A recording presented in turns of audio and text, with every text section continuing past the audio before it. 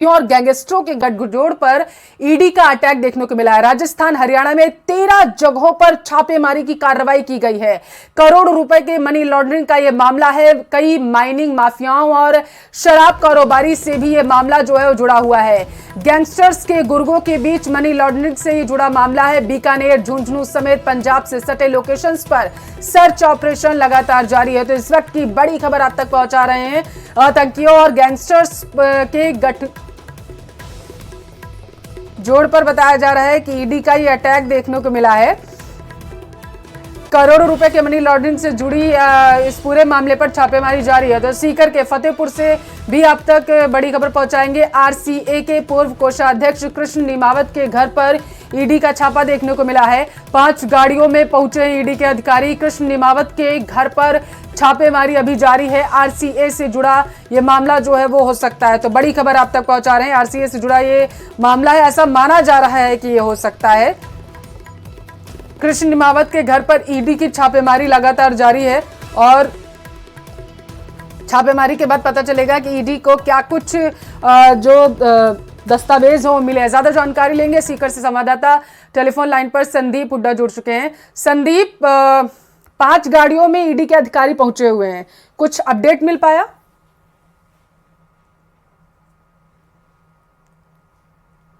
मैं यहाँ घर है और यहीं पर एक बड़ा स्कूल भी ये संचालित करते हैं। तो बताया जा रहा है कि सुबह सुबह ही जो ईडी के अधिकारी पहुंचे थे, उसके बाद जो घर के जो लोग थे उन सबके जो मोबाइल फोन्स वगैरह है वो जब्त कर लिए और बाहर से किसी को एंट्री नहीं दी गई। तो कोई बहुत ज्यादा जानकारी बाहर नहीं आ पाई है, लेकिन माना जा रहा है कि क्योंकि आरसीए से जुड़े हुए रहे हैं, आरसीए के पूर्व कोषाध्यक्ष रहे, तो कहीं ना कहीं उसी मामले में चूंकि कुछ दिन पहले आरसीए के जो अध्यक्ष हैं उनको भी ईडी ने समन भेजकर पूछताछ के लिए बुलाया गया था।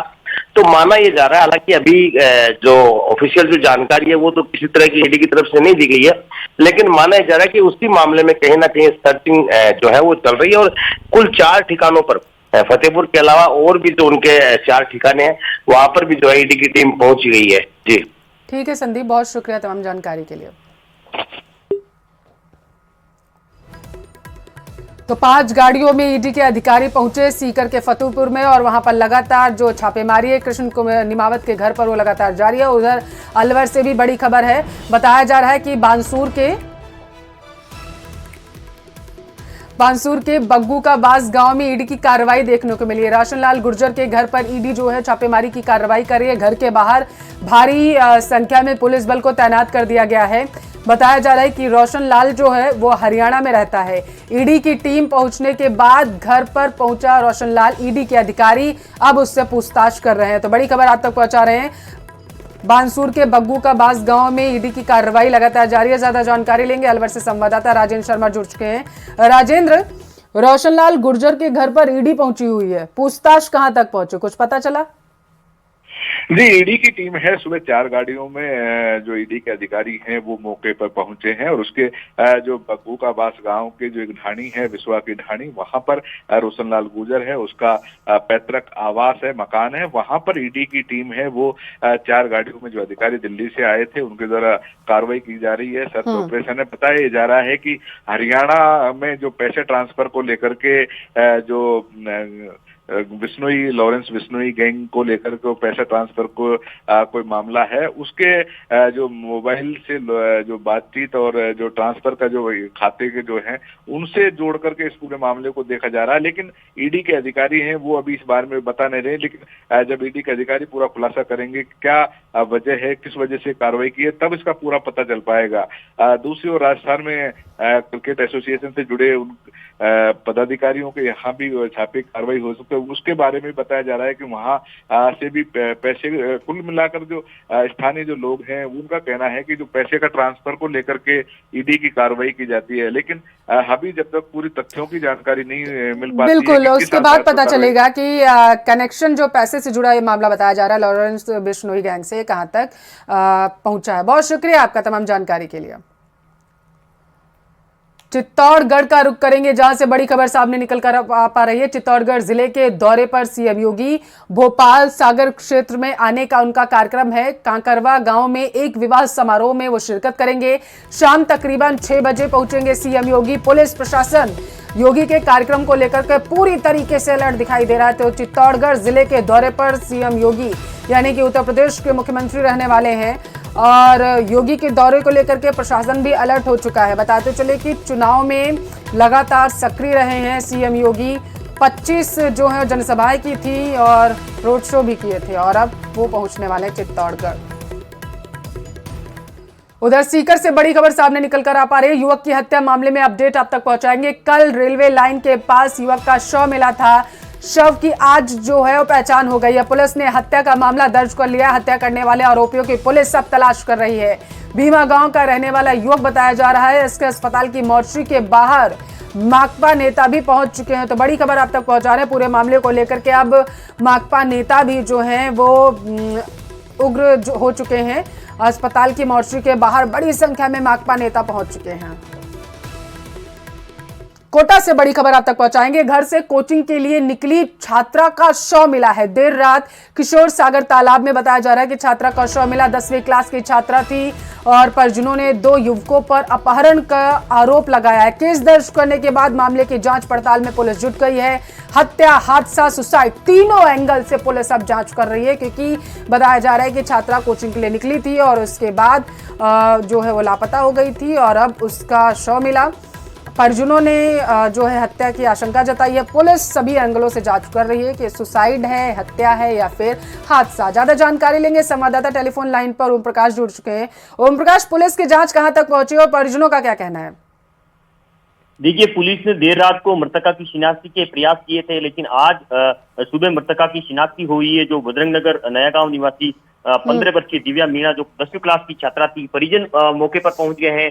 एमबीएस अस्पताल की मोर्चरी में रखवाए गए। मृतका के शव का पोस्टमार्टम किया जाना है। उससे पहले कुछ लोगों को हिरासत में लेकर उनसे पूछताछ करने की बात कही जा रही है। बताया जा रहा है कि परिजनों का आरोप है कि 2 युवक उनको जो है मोटरसाइकिल में बिठाकर ले गए थे। उनके साथ बाद में देर रात को मृतका का शव मिला था। 15 वर्षीय जो स्कूली छात्रा थी वो कोचिंग के लिए शाम को निकली थी घर से 4 बजे, लेकिन देर रात तक वापस नहीं लौटी थी। परिजनों का जो है परेशान परिजन हो गए थे। परिजनों ने काफी तलाश किया, लेकिन उसके बाद में उसकी जानकारी नहीं मिल पाई। फिलहाल नयापुरा थाना पुलिस पूरे मामले की जांच कर रही है कि क्या ये हत्या है या हादसा या सुसाइड। सभी एंगल पे फिलहाल जांच करने की बात कर रही है, लेकिन फिलहाल इस मामले में कोई खास अपडेट नहीं मिल पाया। पुलिस की जांच में क्या कुछ सामने निकल के आता है। शुक्रिया ओम प्रकाश तमाम जानकारी के लिए। जयपुर का रुख करेंगे, जहां से बड़ी खबर है। बीजेपी में सीएम फेस को लेकर के अब हलचल और ज्यादा तेज हो चुकी है। प्रदेश कार्यालय पहुंचे प्रदेश अध्यक्ष सीपी जोशी, प्रदेश प्रभारी अरुण सिंह बीजेपी कार्यालय से रवाना हो चुके हैं। विधायक शंकर सिंह रावत भी बीजेपी कार्यालय पहुंचे। शैलेश सिंह, उदयलाल भंडाना भी प्रदेश कार्यालय पहुंचे हुए हैं। तो बड़ी खबर आप तक पहुंचा रहे हैं जो जयपुर से। प्रदेश प्रभारी अरुण सिंह बीजेपी कार्यालय से बताया जा रहा है कि रवाना हो चुके हैं और बीजेपी के तमाम जो नेता हैं वो बीजेपी कार्यालय में मौजूद हैं।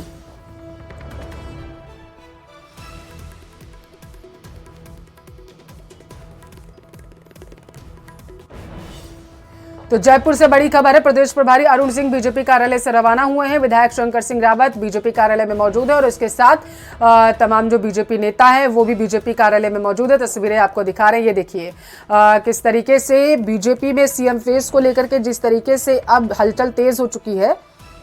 तो उसके बाद ये खबर बेहद महत्वपूर्ण कि लगातार बीजेपी विधायकों का जो जमघट है वो बीजेपी कार्यालय में लगना शुरू हो चुका है। तमाम नेता वहां पर मौजूद हैं क्योंकि विधायक दल की बैठक में तय होगा कि विधायक दल का नेता कौन होगा और पार्लियामेंट्री बोर्ड जिस तरीके से बीजेपी की तरफ से कहा जा रहा है कि वही तय करेगा कि बीजेपी का अगला फेस कौन होगा। हालांकि बीजेपी कह रही है कि सभी से राय मशवरा लेने के बाद फैसला लिया जाएगा। झुंझुनू का रुख करेंगे, जहां जिले की 7 सीटों पर भाग्य आजमाने वाले 71 प्रत्याशियों में से 53 प्रत्याशी अपनी जमानत नहीं बचा पाए हैं। महज 18 प्रत्याशी जमानत बचाने में सफल रहे। सबसे ज्यादा 11 प्रत्याशियों की जमानत जो है नवलगढ़ विधानसभा सीट पर जब्त हुई है, जबकि सबसे कम बताया जा रहा है कि 5 प्रत्याशियों की जमानत पिलानी विधानसभा सीट पर जब्त हुई। सर्वाधिक 13 प्रत्याशी नवलगढ़ सीट पर ही मैदान में थे। पिलानी में सबसे कम 8 प्रत्याशी मैदान में थे। जमानत बचाने के लिए कुल मतदान का 16.66% वोट हासिल करना जरूरी होता है। उदयपुर वाटी विधानसभा सीट से आरएलपी प्रत्याशी और पूर्व सांसद शिवनाथ सिंह के पौत्र विकास गिल अपनी जमानत नहीं बचा पाए। उन्हें महज 904 ही वोट मिले। झुंझुनू सीट पर 9 प्रत्याशी मैदान में थे, इनमें से 6 प्रत्याशियों की जमानत जब्त हुई। पिलानी विधानसभा सीट से 8 प्रत्याशी मैदान में थे, इनमें से 5 प्रत्याशियों की जमानत जब्त हो चुकी है। विधानसभा चुनावों में झुंझुनू जिले की 7 सीटों में कुल 71 प्रत्याशियों में से 53 प्रत्याशियों की जमानत जब्त हो गई है। जमानत जब्त का आंकड़ा 75% रहा है। सबसे अधिक नवलगढ़ विधानसभा क्षेत्र में 11 लोगों की व पिलानी विधानसभा क्षेत्र में 5 लोगों की जमानत जब्त हुई है। सावर केकड़ी विधानसभा सीट से बीजेपी प्रत्याशी शत्रुघ्न गौतम की बताया जा रहा है जीत को लेकर ग्रामीणों और कार्यकर्ताओं ने जश्न मनाया। इस दौरान डीजे के साथ ग्रामीणों का जुलूस चौथ माता के मंदिर प्रांगण से शुरू होकर सदर बाजार होते हुए धूणी माता मंदिर पहुंचा, जहां पर विशेष पूजा अर्चना की गई। सर्दी और बारिश होने के बाद भी कार्यकर्ताओं का उत्साह बना रहा।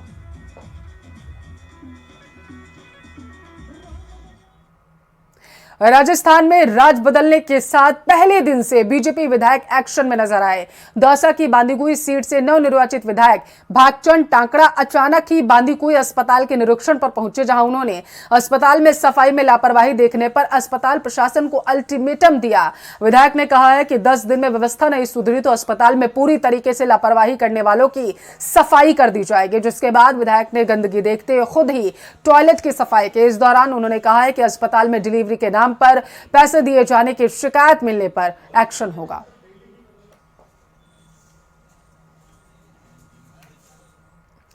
विधानसभा चुनाव में वोटर्स ने अपनी नापसंदी जो थी वो भी जाहिर की। जिले के कुल 5,580 मतदाताओं ने चारों सीटों पर 36 प्रत्याशियों को नापसंद कर नोटा दबाया है। कुछ प्रत्याशी ऐसे भी हैं जिनको नोटा से भी कम मत मिले। करौली विधानसभा क्षेत्र में 1,135 वोटर्स ने नोटा दबाया। टोडा भीम विधानसभा सीट पर 1,125 और हिंडौन विधानसभा क्षेत्र में 1,686 लोगों ने नोटा का इस्तेमाल किया।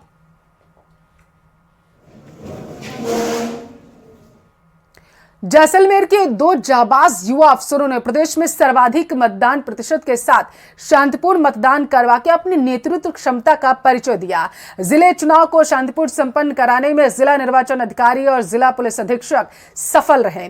पिछले साल की तुलना में इस साल मतदान का फीसदी भी बढ़ा। 2018 में चुनाव के दौरान पोखरण के लाठी कस्बे में चुनाव के दौरान स्थिति जो थी वो तनावपूर्ण बन गई थी, लेकिन इस साल चुनाव शांतिपूर्ण संपन्न हुए।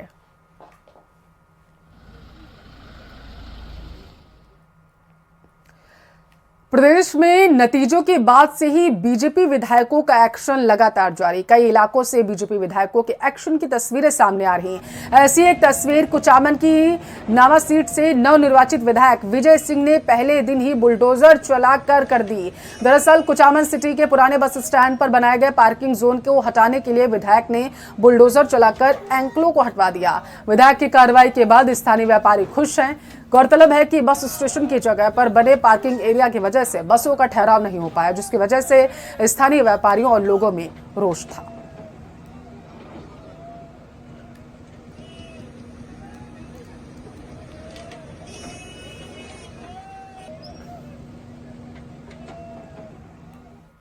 सिरोही के शिवगंज सीट से पूर्व विधायक संयम लोढ़ा के आवास पर कुछ दबंगों ने पत्थरबाजी और आगजनी का प्रयास किया। दरअसल संयम लोढ़ा के बडगांव मार्ग आवास पर कुछ अज्ञात बाइक सवार लोगों ने पूर्व विधायक के घर पर पथराव किया। साथ ही घर के बाहर खड़ी बाइक पर आगजनी करने का प्रयास किया, जिसके बाद होम थिएटर के बाहर निकलने के बाद बाइक सवार बदमाश मौके से फरार हो गए। पुलिस ने मामला दर्ज कर अज्ञात बदमाशों की तलाश शुरू कर दी।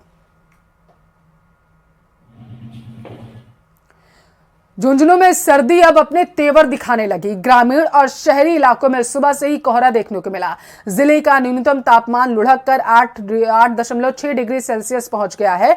वहीं बढ़ती सर्दी और कोहरे से किसानों के चेहरे पर खुशी रहे है। किसानों का मानना है कि बीते दिनों हुए मावठ और कोहरे से गेहूं और सरसों की फसल में ग्रोथ होगी। बीते दिनों बड़ी सर्दी से लोगों को अलाव का सहारा लेना पड़ा।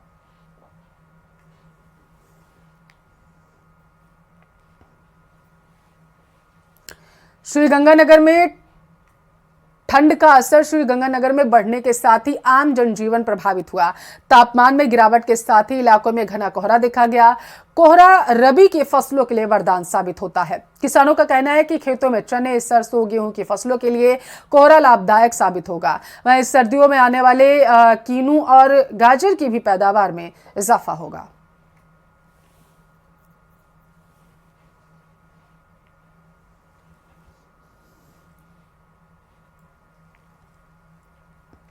नयापुरा बस स्टैंड इन दिनों अतिक्रमण की भेंट चढ़ चुका है। बस स्टैंड परिसर में ऑटो चालकों सहित अन्य वाहन चालकों ने अतिक्रमण कर रखा है, जिसके कारण यात्रियों को भी आने जाने में परेशानी हो रही है। आए दिन हादसे हो रहे हैं। बस स्टैंड पर हो रही आए दिन चोरी की घटनाओं और बस स्टैंड के बाहर हो रही दुर्घटनाओं के बावजूद भी प्रशासन ने कोई सबक नहीं लिया। बस स्टैंड परिसर के अंदर इतने ऑटो चालक खड़े रहते हैं कि कई बार तो बाहर से आने वाली सवारियां अपने आप को असुरक्षित महसूस करती हैं। टेम्पो दुनिया भर के खड़े रहते हैं, कारें, जीपें, आने में बसें हैं, घूमने में दिक्कत आती है और बिना सिविल ड्रेस के घूमते हैं। आए दिन यहाँ चोरियाँ हो रही हैं। हमने आगे लिखित में भी दे दिया है और ट्रैफिक मैनेजर ट्रैफिक वालों को भी पहुँचा दिया है लिखित में, डिप्टी साहब को, और उन्होंने कहा भाई 2-4 दिन में कार्रवाई करेंगे। करौली में बारिश के चलते सपोट्रा उपखंड की दौलतपुरा ग्राम पंचायत की बांध में बड़ी मात्रा में पानी की आवक से इलाके के किसानों की फसल डूब गई, जिसके कारण किसानों की फसलों को नुकसान पहुंचा। खेत में खड़ी फसलें अधिक पानी के कारण नष्ट हो गई, जिसे लेकर किसानों ने मुआवजे की मांग की। फसलों के खराब होने के कारण किसानों को परिवार के लालन पालन करने में मुश्किलों का सामना करना पड़ेगा। बारिश हुई है, इससे फसल पूर्ण रूप में नष्ट हो चुकी है। इसलिए सभी किसानों को मुआवजा देने की सरकार से हमें निवेदन है और सभी किसान भाई हमारे साथ में हैं। ज़्यादा से ज़्यादा उनको मुआवजा दिया जाए। आप क्या कहना चाहोगे? कितने भी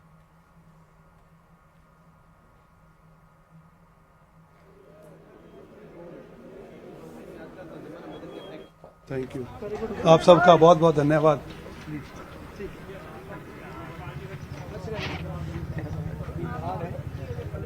22 जनवरी को अयोध्या में श्री राम के मंदिर की प्राण प्रतिष्ठा प्रस्तावित है, जिसे लेकर पूरे देश के लोग उत्साहित हैं। गुजरात के वडनगर में इसी आस्था को लेकर भगवान श्री राम के लिए लोग जोत लेकर पैदल चल रहे हैं। वडनगर के हाटकेश्वर महादेव मंदिर से निकली यात्रा के सिरोही के आबू रोड में दाखिल होने पर स्वागत किया गया। इस दौरान पदयात्रियों और रथ पर राम भक्तों ने पुष्प वर्षा की। दरअसल राम भक्तों ने एक रथ भी तैयार किया है, जिसमें एक मंदिर मॉडल के साथ अखंड जोत ले जाई जा रही है। सिरोही में लोगों ने राम नाम की धुन के जयकारे लगाए और लोग मग्न हुए। सुजानगढ़ सालासर रोड पर स्थित बोबासर पुलिया के पास एक वृद्ध व्यक्ति का शव मिला। सदर थाने के हेड कांस्टेबल नरेंद्र सिंह मौके पर पहुंचे और शव को कब्जे में लेकर राजकीय बगड़िया अस्पताल की मोर्चे में पहुंचा। फिलहाल अब पुलिस परिजनों की रिपोर्ट के आधार पर शुरुआती कार्रवाई करेगी। मृत्यु के कारणों का खुलासा नहीं हो पाया। कोटा ग्रामीण की खुदायला इंडस्ट्रीज की स्टोन फैक्ट्री में विद्युत लाइन की चपेट में आने से मजदूर की जान चली गई। मृतक फैक्ट्री में बने आवास में परिवार के साथ रहता था, जिसके ऊपर से हाई टेंशन विद्युत लाइन गुजर रही थी, जिसे छू जाने की वजह से मौके पर ही मजदूर अचेत हो गया। अस्पताल ले जाने पर डॉक्टरों ने उसे मृत घोषित कर दिया।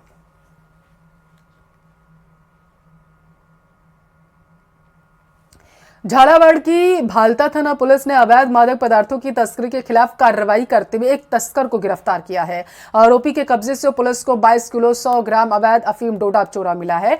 बताते चले कि बड़े ही खुर्द तिराहे के पास नाकेबंदी में पुलिस ने एक संदिग्ध शख्स की तलाशी ली, जिसके पास से करीब 3,30,000 रुपए का डोडा चूरा बरामद हुआ। पुलिस ने आरोपी को हिरासत में लेकर पूछताछ शुरू कर दी।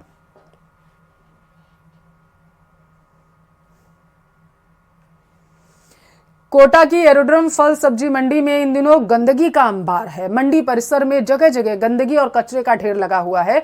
आमजन को इससे संक्रमण का खतरा बढ़ गया। गंदगी और कीचड़ से लोगों का निकलना तक दूभर हो चुका है। व्यापारियों, सब्जी विक्रेताओं और खरीदारों को भी इससे तमाम दिक्कतों का सामना करना पड़ रहा है। लोगों ने मंडी प्रशासन से कई बार व्यवस्थाओं में सुधार को लेकर के शिकायत की, मगर फिर भी कोई कार्रवाई नहीं की गई, जिसके कारण स्थानीय व्यापारियों, किसानों, खरीदारों में आक्रोश है।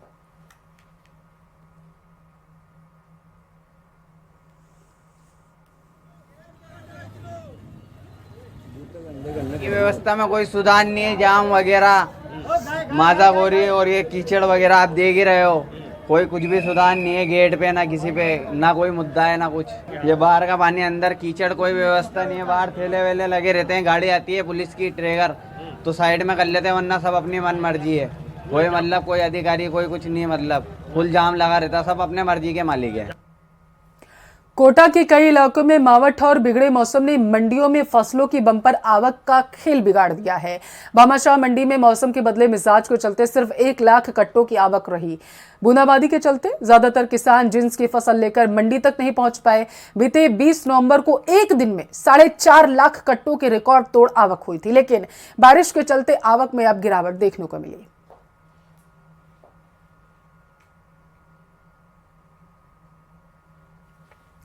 तो बारिश जो है अब लोगों के लिए मुसीबत बनती जा रही है। बताते चले कि भामाशाह मंडी में अब जो आवक है फसलों की वो कम हो चुकी है। 20 नवंबर को ये आवक जो थी वो ज़्यादा थी, लेकिन क्योंकि अब इलाके में बारिश का दौर लगातार जारी है, मावठ के चलते भामाशाह मंडी में लोग जो हैं वो अपनी फसलों को लेकर के नहीं पहुंच पा रहे। तस्वीरों में आप देख सकते हैं किसानों को ये भी डर सता रहा है कि खुली मंडी में फसल रखने की वजह से कहीं उनकी फसल बर्बाद ना हो जाए, क्योंकि 20 नवंबर के पहले तक मंडी में खूब आवक हो रही थी फसलों की, जिसकी वजह से रखने की भी जगह नहीं लग रही थी किसानों को, क्योंकि बारिश होने लगी थी। डर सताने लगा था किसानों को कि कहीं उनकी फसल जो है पड़े रहने की वजह से खराब ना हो जाए बारिश में।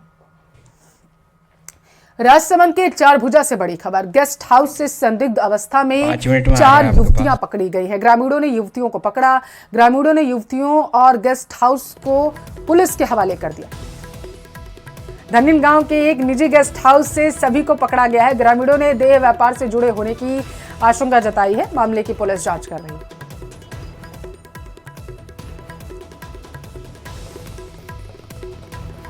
और इसी खबर के साथ फिलहाल के लिए इस बुलेटिन बस इतना ही। यहां वक्त है एक छोटे से ब्रेक का।